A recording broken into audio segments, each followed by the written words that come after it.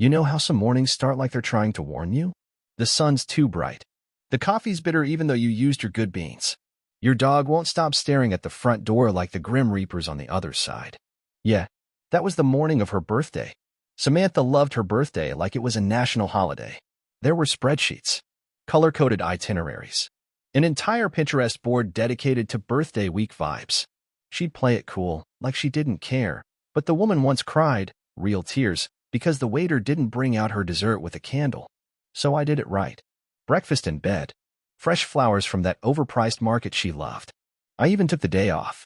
Thought maybe this year, we'd stop pretending things weren't weird between us. I didn't expect it to fix us. I just thought maybe it'd reset the clock a little. She came downstairs in her robe, hair wrapped in a towel, looking surprised to see me in the kitchen with 2 omelets, 2 lattes, and 0 passive-aggressive comments about her mysterious late-night book club. Morning, I said, like we weren't sleeping 6 inches apart but feeling like continents. She smiled. Not the full one. The polite, tight-lipped version she started using around the same time she changed her phone password. Happy birthday, Sam. Before she could answer, the doorbell rang. Who's that? She asked, brows raised. Guess we'll find out. I opened the door to find a man in a red uniform holding a bouquet, long-stemmed roses, tightly wrapped, ribbon like someone was trying to impress a pageant queen. Delivery for Samantha. She peeked over my shoulder. Oh, thank you, she said, brushing past me to grab them like she didn't notice the way I froze. She plucked the card from the bouquet before I could even blink. Read it silently. Smiled wider. I waited. She folded the card, tucked it into her robe pocket, and turned to me like nothing happened. I said nothing. Not because I was scared. Because something about that smile? It felt rehearsed. Then, 20 minutes later, it happened again. Second bouquet. Same kind. Same red uniform. Same words from the delivery guy. Another delivery for Samantha. She didn't move this time. I took it. Pulled the card straight from the envelope while she stood frozen by the stove. To the best in my life. Same handwriting. Same message. 2 bouquets. 1 woman. One hell of a question forming in the back of my mind. And suddenly, I didn't feel like the husband. I felt like the audience. There's something humbling about standing in your own kitchen, holding 2 identical bouquets, trying to figure out whether you're the joke or the punchline. Samantha watched me like she was waiting to see which version of me would show up. The calm husband who made espresso with heart-shaped foam, or the one who'd finally start asking questions. I went with calm. For now. These from the same person? I asked, casual, like I was discussing pizza toppings. She shrugged. Probably a mix-up. I tilted my head. Same handwriting. Same message. Bit of a poetic mix-up. She grabbed her coffee and sipped it like it contained diplomatic immunity. I don't control how many people think I'm the best in their life, she said, flipping her hair like she was in a shampoo commercial for the morally ambiguous. I gave her a slow nod. Right. Of course. And here's the thing. I wanted to believe her. But my gut was already sprinting ahead of me, whispering truths I didn't want to hear. The day unfolded in tight smiles and awkward silences. I took her to brunch. She scrolled her phone under the table. I booked a spa massage. She took a call she swore was from her sister. Her voice got soft, too soft, and when I glanced over, her face was glowing in a way I hadn't seen since, well, before things went quiet in our bedroom. I told myself I was paranoid. Jealous. Maybe losing my mind. Then came the photo. That night, after dinner, we sat on the couch watching some documentary she'd chosen, one of those slow, ambient things where nothing happens but somehow critics call it emotionally transformative. Her phone buzzed. She tilted it away from me with the reflex of a teenager hiding bad grades. She smiled. That smile again. And that's when I did something I hadn't done in the 12 years of our marriage. I excused myself, went upstairs, and opened my laptop. I typed into the search bar the one thing no married man ever wants to type. How to tell if your wife is cheating. The irony? The internet didn't break the news to me. Reality did. Because as I sat there, trying to convince myself I was being dramatic, I heard her downstairs. Laughing. Light, flirtatious, not for Myers kind of laughing. On the phone. And then I heard it. No, I loved both of them. But you know which one was from you, obviously. A pause. Another laugh. Then quieter. He didn't even notice. Still clueless. I froze. The bouquets weren't the punchline. I was. The funny thing about betrayal? It's not the big moments that break you. It's the quiet ones. Like watching your wife fall asleep on the couch, while you sit upstairs holding a card that doesn't smell like perfume. It smells like someone else's victory. I didn't sleep that night. Around 2 a.m., I went back downstairs. The lights were off. She was curled under a blanket, breathing easy, as if the day hadn't carried enough lies to snap a man's spine. Her phone was on the coffee table. Now, I've always believed in privacy, boundaries, trust.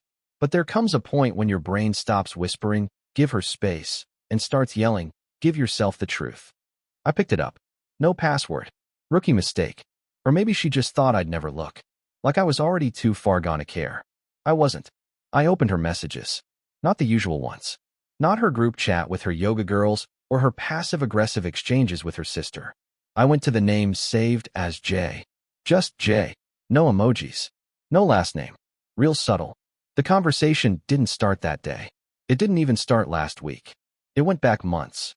Hundreds of messages. Pictures. Nicknames. Late night. Can't wait to feel you again. But the one that ended me? It was sent just hours before brunch that morning. I sent the bouquet. Did he say anything? And her reply?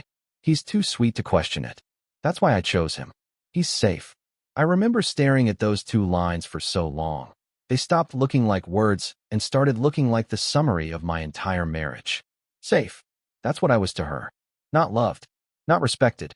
Just the guy who'd never check her phone, never raise his voice, never ask why her perfume started smelling like cologne and bourbon. She used to call me her rock.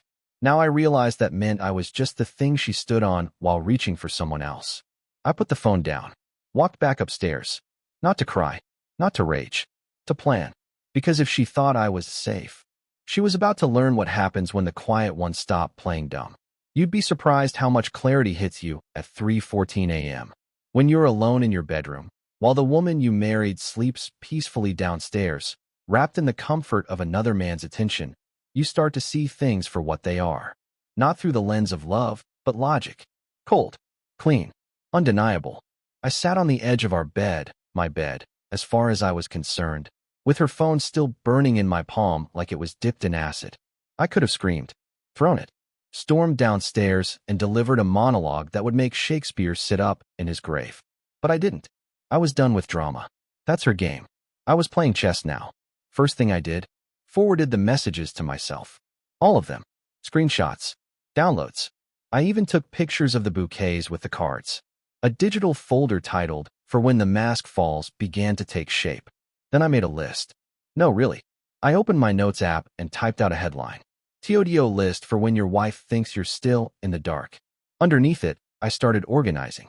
Find out who Jay is. Check bank statements. Schedule meeting with attorney. Change email passwords. Act completely normal.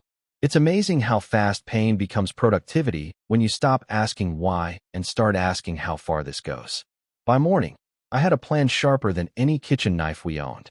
Samantha strolled into the kitchen just past 8 o'clock, looking refreshed, smug even, like the world still belonged to her and no one had changed the locks. I was already at the table, flipping through the paper like I didn't know she'd been feeding her soul to someone named Jay for the better part of a year. "Morning," she said, tying her robe a little tighter. "Did you sleep?" "Like a log," I lied, offering a warm smile that would have won an Oscar. "Coffee's fresh." She blinked. Maybe a tiny flicker of guilt cracked through the facade, but she masked it well. "Thanks. That's sweet of you." "Anything for the best in my life," I said. She froze for half a second, barely noticeable, but I clocked it. Like a punch pulled in a boxing ring. I stirred my coffee, keeping my gaze on the newspaper like I hadn't just landed a jab. We moved through the day like normal. I took her to that fancy brunch spot she liked. We talked about the weather. She laughed at something on her phone. The entire time, I watched her thumbs fly over her screen with a new awareness. I didn't need a lie detector. I had front row seats to the theater of dishonesty. That night, I waited until she fell asleep and slipped into the office. Pulled up our shared finances. Now, I've always let her handle the little stuff. Target runs, grocery orders, birthday gifts for her coworkers. But when I checked the joint credit card, I saw something that nearly made me chuckle. Hotel charges. Twice a month. A jewelry store I didn't recognize. A spa package booked under J. Bennett. There it was. Name, date, footprint. "Ladies and gentlemen, Jay has a last name. I wrote it down. Ran a search. LinkedIn lit up like a Christmas tree. Jason Bennett, head of operations at her company. Divorced. 2 kids. Lives 10 minutes away. You'd think I'd be furious. Explosive. Ready to shatter every dish in the kitchen. Instead, I leaned back in my chair and let out a long breath. It wasn't just the affair. It was the effortlessness of it. The repetition. The familiarity. They weren't having a fling. They were playing house. The next few days, I watched everything more closely. Not like a husband. Like a private investigator in his own life. Her phone would light up with texts and she'd tilt the screen away just slightly. She started wearing that perfume I hadn't smelled in months. She got a new phone case, pink, glittery, a little too young for a 34-year-old woman who used to call glitter juvenile. And then, on Friday, it happened. I came home from work early. She wasn't there. Her car was gone. But her laptop? Open on the kitchen counter. And God bless her careless soul, she hadn't logged out of her email. Most of it was boring corporate noise. Until I saw the folder. Labeled, Receipts. I clicked. There they were. Dinner reservations. Calendar invites. A travel itinerary labeled Napa, August. I opened the last one. 2 tickets. 1 hotel room. For nights. Romantic getaway. Booked 2 months ago. Scheduled for next weekend. Right after she told me she needed a solo retreat to reset emotionally. I stared at it for a long time. Not because I was shocked, but because I'd finally found the last puzzle piece. She wasn't coming back. She wasn't just cheating. She was preparing to leave. So I closed the laptop, wiped the counter clean, went upstairs and packed a suitcase. But not for me. I slid it under the bed, tucked a note into the outer pocket. Nothing dramatic. Just 6 words written in perfect block letters. I know, and so does he. I wasn't going to confront her yet. That would have been satisfying. Temporary. But I wasn't looking for satisfying. I was building the kind of ending she'd never see coming. The kind that smiles to your face and rearranges your world from underneath. There's an odd kind of peace that comes once you stop hoping. Not sadness. Not despair. Just clarity. Like walking into a room and realizing all the pictures are crooked, and now that you've seen it, you can't stop seeing it. That was me. Every smile from Samantha looked sideways. Every kiss on the cheek felt like an apology she never said out loud. So I did what any good husband would do. I planned a surprise. Not the kind with balloons and cake. The kind where the candles light themselves with gasoline. That next week, I made sure everything looked normal. I let her think she still had the wool pulled tight over my eyes. We went to dinner. I laughed at her jokes. I even asked her if she was still planning that solo retreat to wine country. Oh yeah, she said, stirring her tea. It'll be good for me. For us, too. I nodded like a man nods at a dog pretending it's people. You deserve it. She reached across the table, touched my hand. You're so supportive. I smiled. I know. What she didn't know was that while she was texting Jay from the bathroom between courses, I was scheduling an appointment with a private attorney. Not the guy who helped us close on our house. A clean slate. No mutual contacts. A quiet office above a bank. When I walked in, I handed him a folder with everything. Messages, photos, receipts, and that gorgeous little itinerary for Napa Valley. He flipped through it like it was a romance novel with a terrible ending. Do you want to confront her first? He asked. No, I said. I want to win first. He smirked. I like you already. That week, I moved my real files and valuables into storage. Got a new checking account and a name she didn't know. Canceled one joint card and said it was fraud. She barely blinked, probably too distracted planning her trip to Lover's Vineyard. Then I made the second call. Hi, is this Jason Bennett's assistant? Yes, who's calling? Just a friend, I said. Calling to confirm if he's still taking PTO next week. I'm booking flights to Napa and want to make sure our schedules line up. A pause. Yes, he's taking Thursday through Monday off. Perfect. I hung up, opened a new tab, booked a hotel down the road from theirs under a fake name. Paid in full. Non-refundable. If I was going to be replaced, I might as well enjoy the view. The night before she left, I cooked her favorite meal, lemon risotto, asparagus, salmon, the whole works. She came home to candles and jazz music, looking tired, like guilt might be tapping her on the shoulder for once. You didn't have to do all this, she said. I know, I replied. But I wanted to. She hesitated at the doorway like she didn't quite know how to walk into something she'd already decided to leave. Over dinner, she talked about needing space. how self-care was healthy for couples. She even said she might journal while she was gone. Put some things in perspective, she said with her therapist voice. I nodded slowly. Write about the important stuff. That way, when you look back, you'll remember everything clearly. She smiled. If only she knew how clear everything was about to get. Thursday came. She kissed me on the cheek. I'll text when I land. You don't have to, I said. Enjoy yourself. And just like that, she was gone.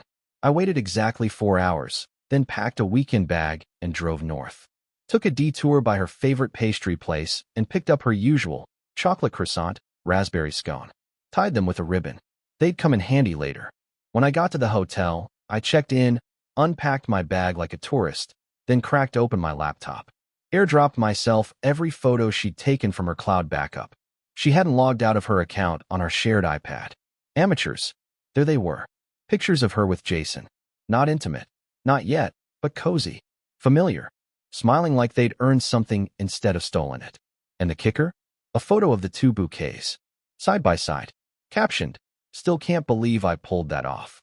Friday morning, I took a walk. Coffee in hand, camera in my coat pocket. Strolled casually by the little boutique hotel where they were staying. And guess who walked out holding hands? Jason J. Bennett, looking like a Gap ad for midlife crises. And Samantha, wrapped in her red scarf, the one I bought her the winter we lost our first baby. The same scarf she said she didn't wear anymore because it made her too sad. Apparently, it doesn't clash with betrayal.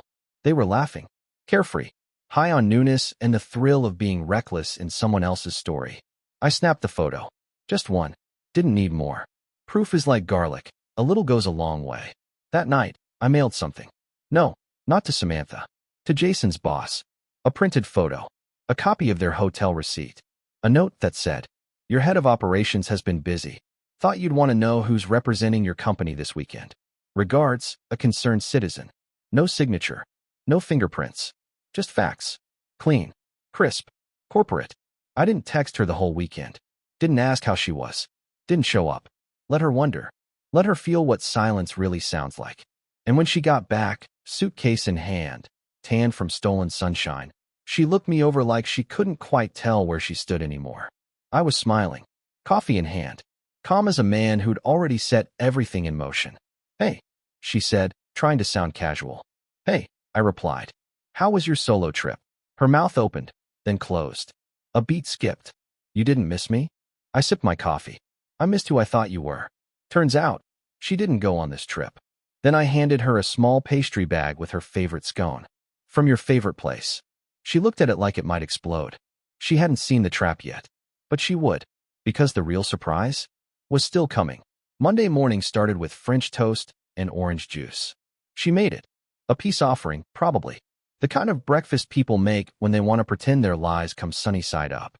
I sat at the table, fork in hand, chewing slowly, watching her out of the corner of my eye. Samantha was trying too hard. Her robe was just a little too neatly tied. Her smile, just a little too polished. "So, did you miss me?" she asked again, forcing lightness into her voice. I looked up. Of course. That word hung in the air like a trapdoor. She smiled, relieved, mistaking my answer for a white flag. But I wasn't waving surrender. I was waving her in closer. She went off to work that morning like everything was fine, which was ironic, because by lunch, nothing would be. You see, I'd done a little more than just collect evidence. I'd found the cracks in her world, and I wasn't going to yell through them. I was going to widen them, until the whole thing caved in from under her stilettos. At exactly 11 a.m., Samantha's office phone rang. "Human Resources. Can you come in for a chat?" She must have assumed it was about a promotion. Or maybe some team conflict she could gracefully rise above. What she didn't know was that her company's board of directors had just received an anonymous envelope last Friday. Inside, photos of her and Jason at the boutique hotel. Screenshots of messages. Evidence that two senior-level employees had been billing for business expenses while engaging in a romantic relationship on company time. Company phones. Company credit cards. Company embarrassment. I didn't even have to exaggerate. I just printed what they gave me. When she got home that night, she didn't say a word. Just dropped her bag at the door and stared into the kitchen like it was unfamiliar territory. "How was work?" I asked, my voice calm as ever. She hesitated. "Fine." That was the first lie of the evening. I made a mental note. Nothing unusual? Another pause. Just meetings. Lie number 2. She was on fire. I nodded, flipped the page of my book. Sounds exhausting. She poured herself a glass of wine. Took 2 sips too fast. Her hand trembled. She knew something was coming. She just didn't know what shape it wore. Tuesday morning, I texted Jason Bennett. Yes, that Jason. From a new number. No name. Just a simple message.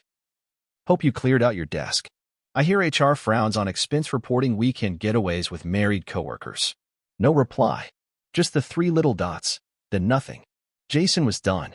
According to the follow-up I received from my contact at their firm, yes, I made a friend or 2 along the way. Jason had been relieved of his position indefinitely. Apparently, his divorce wasn't finalized either. So, that was about to get festive. Samantha wasn't fired. Yet. But she was officially under review. Which is corporate talk for we're just waiting for you to embarrass yourself again before we cut you loose. I could have stopped there. But I didn't want Samantha to just suffer the consequences. I wanted her to see them. Wednesday night, I suggested we go out for dinner. Somewhere nice. Just us, I said. She lit up like a guilty Christmas tree. Really? I'd love that. We went to the same restaurant where I proposed to her 11 years ago. The one with the piano player and the fancy water glasses that come in 3 sizes for no reason. She wore the red dress I hadn't seen since our 5th anniversary. I played the part, smiling, attentive, charming. Like I'd already forgiven everything. I even held the door for her. While she ordered dessert, I excused myself to take a call. Instead, I spoke to the maitre d', slipped him a crisp $100 bill, and handed him a sealed envelope. Please deliver this when I say the word now. He raised an eyebrow. Trouble? Not for me, I said, grinning. But it's about to be a hell of a learning experience for her. Back at the table, we clinked glasses. She talked about possibly changing jobs. Fresh start, she said. New energy. I nodded. I've been thinking too, I said. Oh, yeah. About honesty. About starting over. You know, a real reset. She beamed. I'm so glad to hear that. I leaned forward, dropped my voice just enough to sound sincere. I have a gift for you. Something meaningful. That's when I turned to the maitre d' and nodded. He walked over, placed the envelope carefully in front of her like it was gold-plated. She furrowed her brow. What's this? Just something to read. Something I put together. She opened it slowly. Inside? A printed copy of her entire text history with Jason. A photo of the 2 bouquets. The Napa itinerary. And a short letter that began. I know everything. And I've known for a while. She didn't speak for a full minute. Just stared at the paper, mouth slightly open, hands beginning to shake. Samantha, I said softly. I forgave a lot of things before I ever found the evidence. But lying about who you are, that I can't forgive. She looked up, eyes glossy. You did all this behind my back? No, I corrected gently. I did this because of what you did behind mine. Then I stood, dropped a business card on the table. My attorneys. I'll be staying at the condo downtown for a while. You'll get the papers soon. But don't worry, I won't make it messy. Wait, Logan, please. You don't have to explain. Jason already did. In HR. And with that, I walked out. Didn't look back. Didn't wait for her to chase me. Because Samantha once said I was safe. And now? Now she understood what happens when safe finally walks away. It didn't take long. 2 days after the restaurant scene, she showed up at the condo building. Not the dramatic knock in the rain type. She called first. Left a voicemail that started with, "Can we talk?" and ended with, "I never meant to hurt you." Classic. I let it sit. Didn't call her back. That silence she used to hand me like a weapon? I was finally fluent in it. A few hours later, she texted. I've made mistakes. I get that. But we built a life. Don't throw it all away because of one chapter. One chapter. That's what she called it. The lying. The cheating. The whole novel of betrayal. A chapter. I didn't respond. That night, she sent a long email. 5 paragraphs of rationalization, polished and rehearsed, like she'd practiced with a therapist or her mirror or both. But somewhere in the middle of all the emotional gymnastics, one sentence stood out. Jason's out of the picture. He wasn't who I thought he was. Of course he wasn't. He was just the guy who made her feel shiny for 5 minutes. Until real life knocked. Jason lost his job. His ex-wife found out. His kids wouldn't speak to him. The glow wore off. Funny how fantasy always folds under fluorescent lighting. I filed for divorce quietly, cleanly. No courtroom drama. Just documents. Even my lawyer looked impressed. You're playing this like a surgeon. Good, I said. Because this isn't about revenge anymore. It's about precision. I didn't fight for the house. Let her keep it. Didn't want the car.